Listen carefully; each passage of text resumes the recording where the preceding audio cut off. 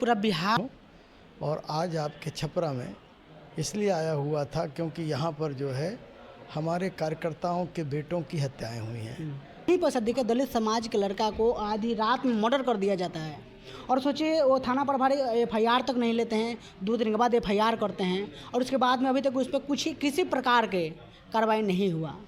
आक्रोश रैली निकली हुई थी और जहाँ तक जो है अगर दूसरे लोगों के ऊपर जरा सा कुछ होने से ही पुलिस टूट पड़ती है तो इसका मतलब ही सीधा है कि वो पूरी जातिवादी मानसिकता के लोग से ग्रसित हैं।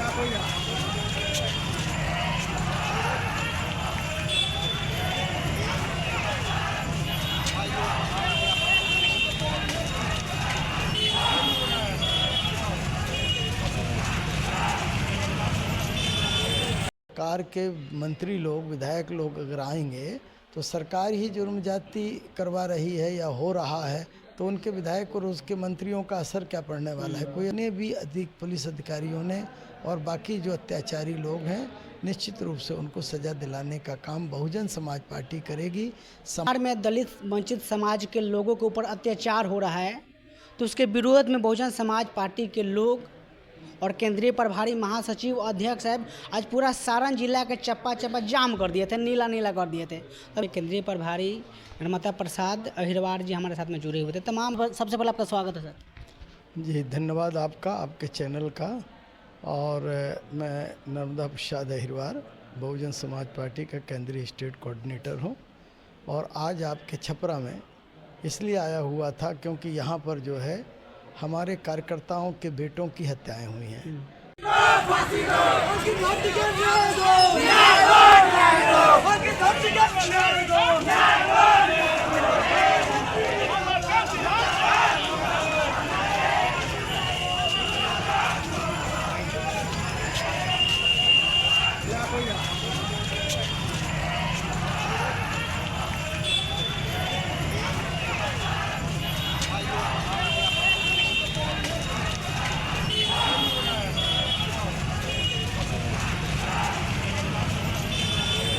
और उन हत्याओं के ऊपर कोई भी कार्रवाई नहीं की गई है तो इसलिए उस पर कार्रवाई के लिए हमारे पदाधिकारी ऑलरेडी एसपी से मिले थे, उधर के और पदाधिकारियों से मिले, लेकिन उसके बाद भी नहीं हुआ तो मजबूरी में आज एक आक्रोश रैली के साथ साथ धरना प्रदर्शन करना पड़ा।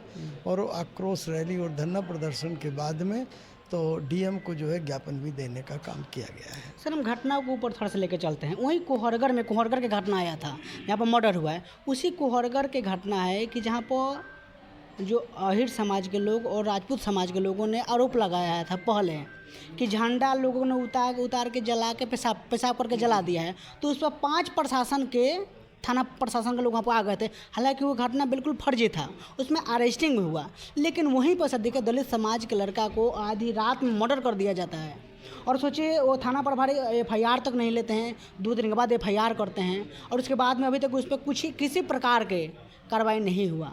क्या कहेगा इस पर? ये मैं कहना चाहता हूँ कि इस समय बिहार के अंदर पूरी तरह से जंगल राज चल रहा है और यहाँ का एडमिनिस्ट्रेशन जो है कानून के मुताबिक नहीं चल रहा है, बल्कि जो है इधर के माफिया लोग हैं उनके इशारे पर चल रहा है। और इसलिए जो है एक हत्या हो जाती है और हत्या के बाद भी ना तो एफआईआर होती है और ना ही उनकी गिरफ्तारी होती है।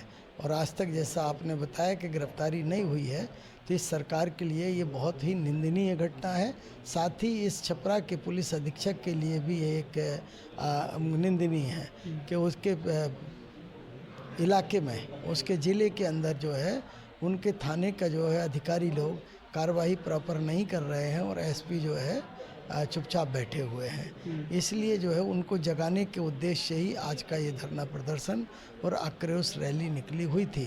और जहाँ तक जो है अगर दूसरे लोगों के ऊपर जरा सा कुछ होने से ही पुलिस टूट पड़ती है तो इसका मतलब ही सीधा है कि वो पूरी जातिवादी मानसिकता के लोग से ग्रसित हैं और जातिवादी मानसिकता के कारण ही इस तरह से हो रहा है और कोई दूसरा कारण नहीं है।